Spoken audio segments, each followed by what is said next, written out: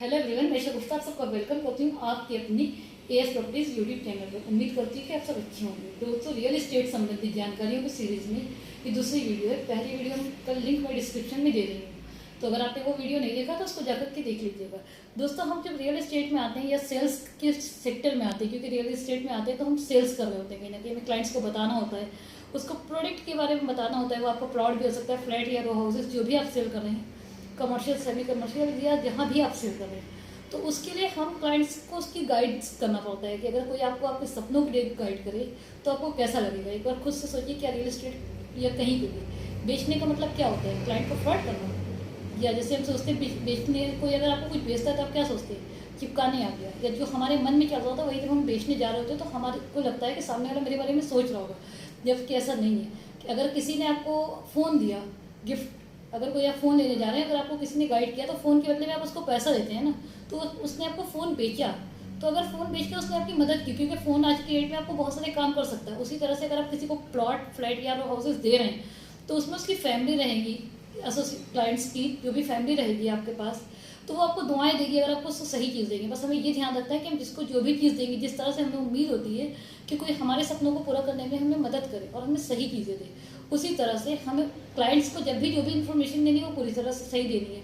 तो हम जैसा सोचते हैं हम वैसा बन जाते हैं। तो क्लाइंट के बारे में अच्छा सोचिए, क्लाइंट को अच्छी तरह से गाइड कीजिए और क्लाइंट्स को चीज़ें बताइए, और आप खुद सोचिए कि मैं कर लूँगा, मुझसे हो जाएगा या मैं कर लूँगी, क्योंकि हम जैसा सोचते हैं वैसे बन जाते हैं। तो जब आप सही चीज़ें सोचते हैं कि आप कर लेंगे, आप सही जानकारी देंगे, अपने कुछ एथिक्स आपके होंगे रियल एस्टेट में कि आप बेच नहीं रहे, आप मदद करें। और मदद करना शास्त्रों में हमारे, चाहे आप इस्लाम में उठा लीजिए, चाहे हिंदू, मुस्लिम, सिख, ईसाई, किसी भी धर्म में उठा लीजिए, तो उसमें ये कहा गया है कि मदद करना अच्छी बात है।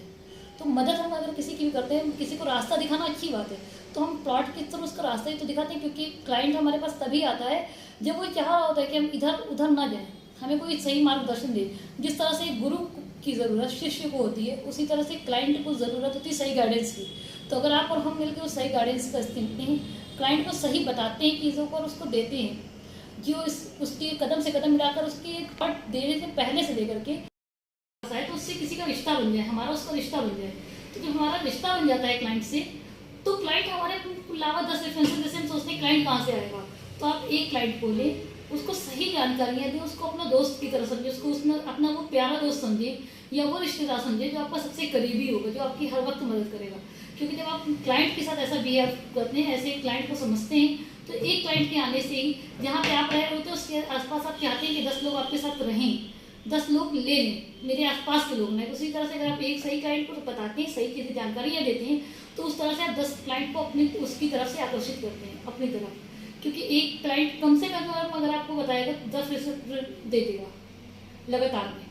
और अगर एक क्लाइंट आप मार्केट में निगेटिव करते हैं, एक बंदे को गलत जानकारी देते हैं या कहीं पे फंसाते हैं, तो 100 लोगों को निगेटिव करता है, क्योंकि निगेटिविटी का असर पॉजिटिविटी से के देखते 10 गुना जल्दी होता है। तो इसलिए आप सही चीज़ों को सही मार्गदर्शन के साथ करें। पहले आप सीखें चीज़ों को, खुद में आत्मविश्वास लाए कि मैं ये कर सकता हूँ। इसी के साथ जो नई वीडियो आएगी वो आत्मविश्वास के साथ आएगी कि आपको आत्मविश्वास, किस तरह का आत्मविश्वास चाहिए रियल एस्टेट में।